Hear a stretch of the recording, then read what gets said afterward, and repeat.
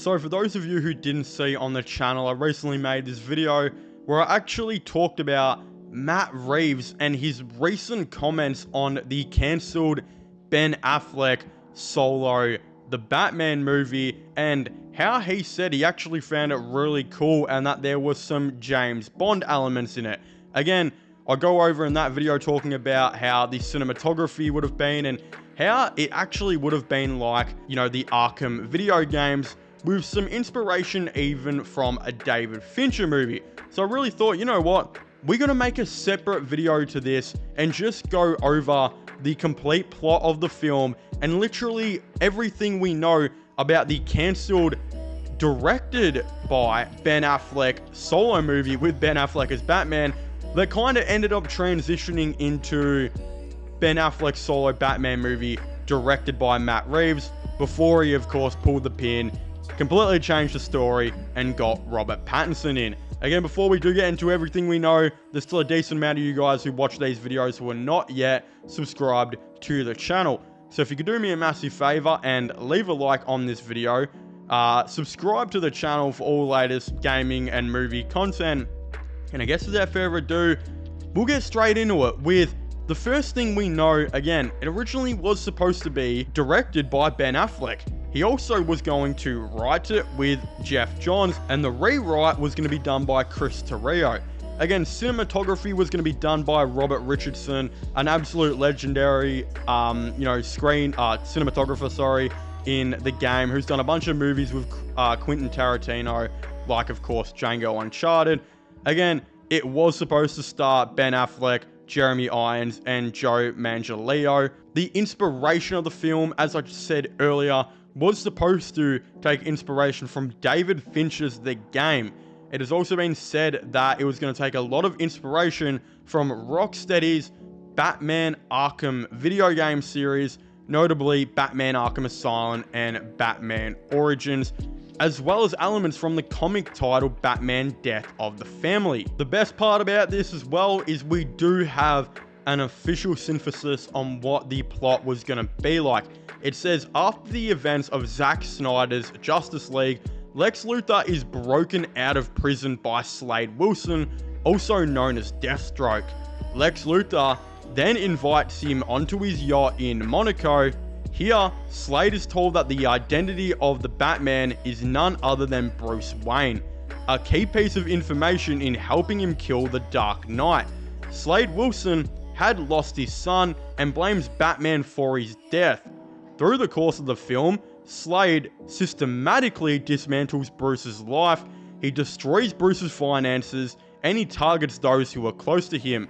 Murder and mayhem is caused to pin Bruce in a corner, a slow and painful revenge. Again, so this obviously does confirm that Joe Manganiello was going to return as Slade Wilson, aka Deathstroke. Again, we would presumably see all of this and the mayhem of what was going on here and how he was going to ruin his life.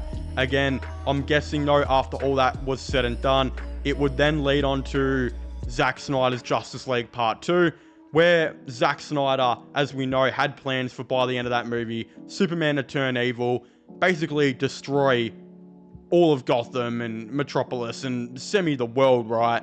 And then we know Deathstroke and Batman were supposed to semi-team up, as we saw at the end of Zack Snyder's first Justice League movie, in a nightmare sequence. So they would have kind of had to put their differences together and become not friends, but help each other out in, I guess, defeating Superman. Again, that's really cool to know that that was the plot. There are some elements of the film as well. Arkham Asylum was supposed to serve as the main location for the film, and it is rumored that it would have had cameos from Batman's Rogues Gallery, including Jared Leto's Joker himself.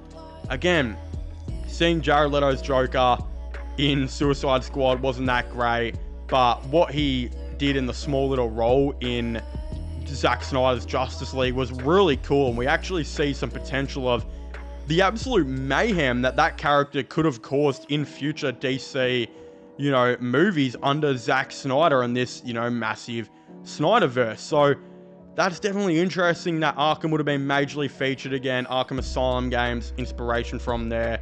It says, according to cinematographer Robert Richardson, the film was going to be a psychological exploration of Batman with very dark elements. There was supposed to be a big battle between Batman and Deathstroke as well in the film that was heavily inspired by the Batman Arkham's Origins official trailer. Some other things. Alfred was supposed to die in the movie as confirmed by Zack Snyder's Justice League 2 plans. Deathstroke is described to have been like a shark throughout the film, and Jay Olvia praised the script of the film, specifically calling it the best Batman script he's ever read, and that fans would have absolutely loved it. So yeah, slight missed opportunity here that we never got to see this film. Again, I love the Batman. As mentioned, The Batman is my all-time favorite Batman movie. I love Matt Reeves as a director. I love the cinematography in the film. I love the script, the story, and Robert Pattinson as Batman. But even though all of that sounds so cool and it's the best Batman movie in my opinion, we still got to remember that this also Ben Affleck film could have been pretty goated. Like, it could have been one of the greatest of all time if done well, if directed by Matt Reeves, again, who, as I said, did the Batman my favorite one, and that I think, controversial take, is the best one. Again, I know people say The Dark Knight, and yes, that is probably still true, but even though that was all said and done, Matt Reeves potentially taking over from Ben Affleck and doing this could have been a really good production that I'm super interested to see, and it's crazy. But in saying that, we know that James Gunn looks like he's absolutely cooking in the DCU, giving us a new Batman that we saw sneak peek in Creature Commandos that looks really good, and looks like it's going to be a bigger Batman that will have Arkham elements, and we know a Deathstroke movie is also coming in James Gunn's DCU, meaning that he'll probably go against him in that universe as well. So it seems like some of these abandoned elements could be getting put back into James Gunn's DCU, which is really awesome because I think a lot of it sounds really cool.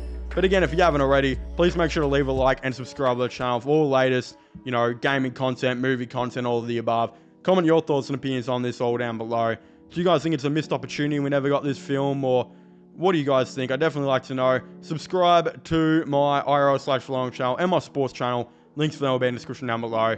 And I guess I'll see you guys next time. Goodbye.